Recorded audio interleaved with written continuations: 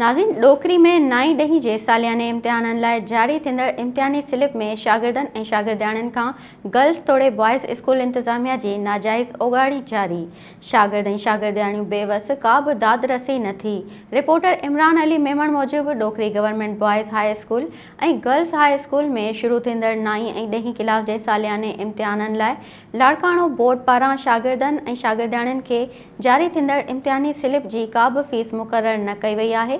जॾहिं त ज़रियनि खां मालूम थियो आहे त डोकरी गवर्नमेंट बॉयज़ स्कूल जे इंचार्ज शागिर्दनि जी स्लिप में हथरादू नालनि ऐं मुख़्तलिफ़ क़िस्मनि जूं ग़लति प्रिंट करे नाजाइज़ फीस जे बहाने पैसा वठी रहियो आहे।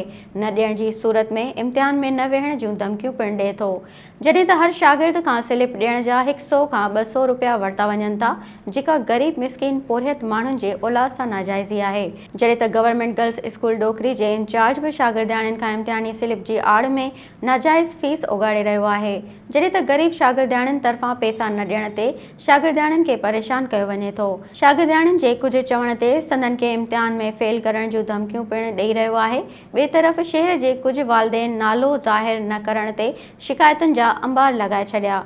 उन्हनि वधीक चयो त असीं सिंध जी तालीम वारे वज़ीर सैयद सरदार अली शाह ऐं सेक्रेटरी तालीम गुलाम अकबर लगारी खे अपील कयूं था त उन्हनि करप्ट इंतिज़ामिया ख़िलाफ़ कार्रवाई करे शागिर्दनि सां थींदड़ नाजाइज़नि ऐं शागिर्दनि खां नाजाइज़ फीस वठंदड़ ख़िलाफ़ एक्शन वठी उन्हनि खे हटाए के ईमानदार क्लार्क मुक़ररु कया वञनि।